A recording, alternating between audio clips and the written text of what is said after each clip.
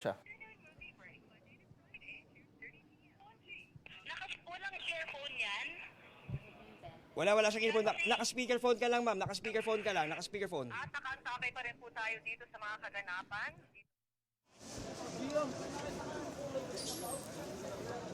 Na para magbigay linaw dito sa ay katabi na natin mismo ito si NBI Director Melvin Matibag para sagutin ang inyong mga tanong. NBI Director, si Vicky Morales po at ang GMA7. Sige. Magandang gabi po, Ma'am Vicky Morales at sa lahat po ng nanonood sa GMA7. Salamat po sa inyong paunlak na kami pa-interview po dito. Good evening, Director. Opo, good evening po. Maraming salamat po sa pagdating nyo, no? Opo. Bigyan niyo po kami ng linaw kasi kanina pa kami blanco. Ano ba talaga nangyayari doon sa Senado? Pati itong mga senador natin, hindi rin nila alam, no? Nag-Facebook Live sila, hindi rin nila alam kung ano ba talaga yung nangyayari. Please shed light, no? Well, unang-una po, sila yung nandoon sa Senado. Palagay ko po, sila yung mas makakapagbigay ng linaw. Kasi po, nangyari dito, tinawagan ako na sabi, yung may mga NBI daw puro na pinapuputukan sila. Ang problema po niyan, wala naman po kami dineploy doon at wala namang utos na may aarestuhin po si Senator Bato. Katunayan, nakiusap nga ako sa inyo pong reporter, si John Consulta, napuntahan kami rito sa Sequoia Hotel. Dahil meron po kaming planning mula pa po kaninang umaga. At lahat po ng opisyal mula po sa akin, deputy directors, mga assistant directors, mga unit heads, regional directors ng buong Pilipinas, nandito po kami for a 3-day workshop and planning dito po sa Sequoia. At panahon na nga po namin ng fellowship, nakatanggap ako ng tawag kay Senator Loren na paalisin ko raw po yung mga agent ng NBI. Sabi ko, wala kaming agent dyan. At wala naman po talaga kasi daw nagpaputok. So sabi ko, i-imbestigahan nyo, pahuli nyo. Pahuli nyo yung mga nagpapaputok. Dahil sigurado ko, wala kaming tao na nandiyan dyan sa loob ng Senado. So malinaw po yun, establish natin na walang taga-NBI na pumasok sa Senado kanina po. Wala po. At ito po, pwede nga, mapapakita rito, nagpe-fellowship po kami. Kanina nung tumawag, nagkakantahan nga po, maingay, hindi ko marinig yung masyado yung sinasabi ni Senator Loren.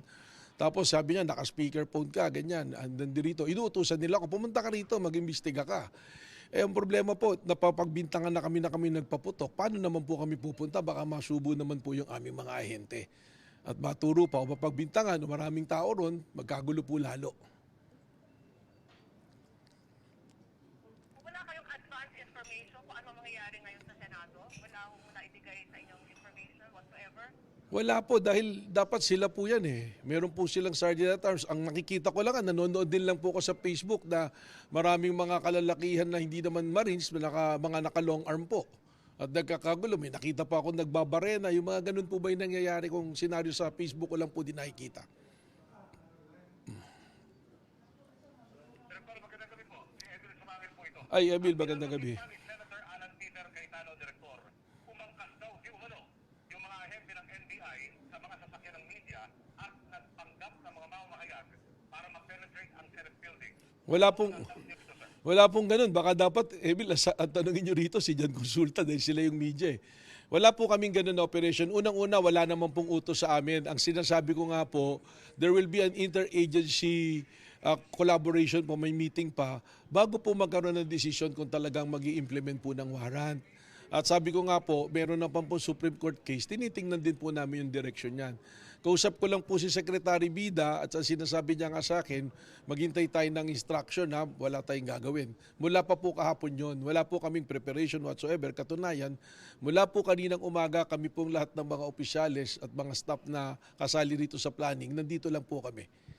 Hindi po ako umalis dito sa Sequoia Hotel.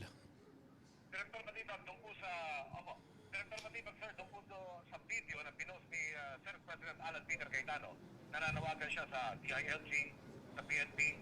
So, kami at nag-responde dyan si Chief PNP ng Tates, nariyan din si Secretary Remulla ng DILG, at ngayon nagpupulong sila. Pati DOJ ho, nanawagan siya. Opo. Si Secretary Bida, malamang sa inyo rin ho, sa DNPI. Kayo ho ba balak o tutulak din kayo patungkol Senado para makipagpulong sa kanya ngayon? Well, may instruction na po sa akin na dito lang kami, hindi po kami pupunta ron. Kami na nga po yung pinagbibintangan. Baka mahirap po pag pumunta kami ron eh. May maturo sa amin doon nakasama ko. Director, may narinig po kaming mga putukan kanina, no, nagpaputok po ba ng baril ang mga taga-NBI? Ma'am, una-una wala nga pong taga-NBI doon eh. So wala pong magpapaputok ng baril na taga-NBI po. Wala pong pupunta doon na NBI. Ano ang susunod na hakbang nyo? Kasi kanina nga nanawagan si Senate President Alan P. Cayetano sa NBI na hingi po siya ng tulong. Ano pong tulong na maibibigay niyo po? Well, liwanagin po natin ano po bang gusto nila kasi kung kami po yung pinagbibintangan, eh mahirap naman kami rin na mag-iimbestiga po.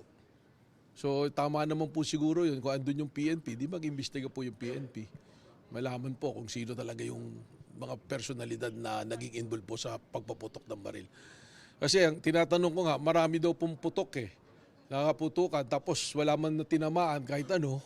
Eh medyo, from the point of view investigation, medyo kailangan pag-isipan po natin kung bakit may nagpaputok ng baril doon sa loob ng Senado. Oo, sir. May mensahe ba kayo sa mga senador na nanawagan kanina, no, ng tulong sa NBI na? Well, kung formal po talaga na tulong at maayos na usapan, wala naman pong problema na kami mag-imbestiga dahil yan po na may trabaho namin. Pero sana po, yung pag-isipan kagad po yung aming ahensya na kami yung may kagagawan, eh hindi naman po yata makatarungan yon. Siguro po kailangan magkaroon po ng isang malinaw at parehas na pag-iimbestiga po sa nangyaring to.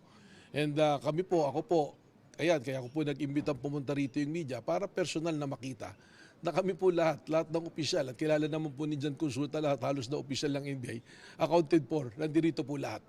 Dito po sa Sequoia Hotel po. Alright. The NBI Director Melvin Matibag, maraming salamat po. Salamat po. At yan po ang pinakahuli. Thank you. Okay, yan po si NBI Director Melvin Matibag. Happy po ng NBI. Itinatanggi po niya na hindi sila. Ang sinasabi po ni Director Matibag, hindi sila yung nagpaputok ng baril. Hindi NBI agents ang nagpaputok ng baril sa loob ng Senado kanina dahil wala naman daw silang i-deploy doon ng mga tauhan ng NBI. Pero kanina po sa footage na pinakita namin sa inyo kanina kung saan may mga nagbabare ng mga kalalakihan sa isa sa mga pinto ng Senado, mayroong mga kalalakihan na nakasuot ng NBI vest. So hindi pa naman natin though sure kung yung ba ay mga empleyado o ahente talaga ng NBI. Pero ang sinasabi niya ni Director Matibag, wala raw silang ipinadalang mga tao sa loob ng Senado ngayong araw na ito. Ito pong footage na nakita nyo ngayon, iyan po yung putukan kanina sa loob ng Senado.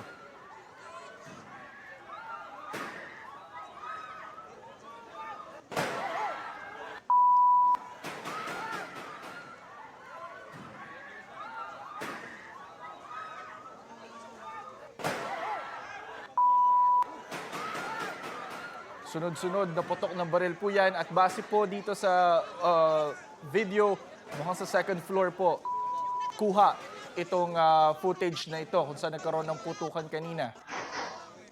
Hindi pa po natin alam sa ngayon dahil wala pang sinasabi yung mga otoridad kung sino ba talaga ang nagpaputok ng baril sa loob ng Senado.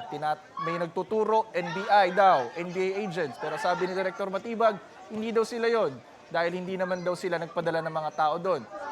Pero may mga naka-uniforme po na NBI sa loob ng Senado kanina na nakunan po ng video. Partikular doon sa lugar kung saan binabare na yung pintuan.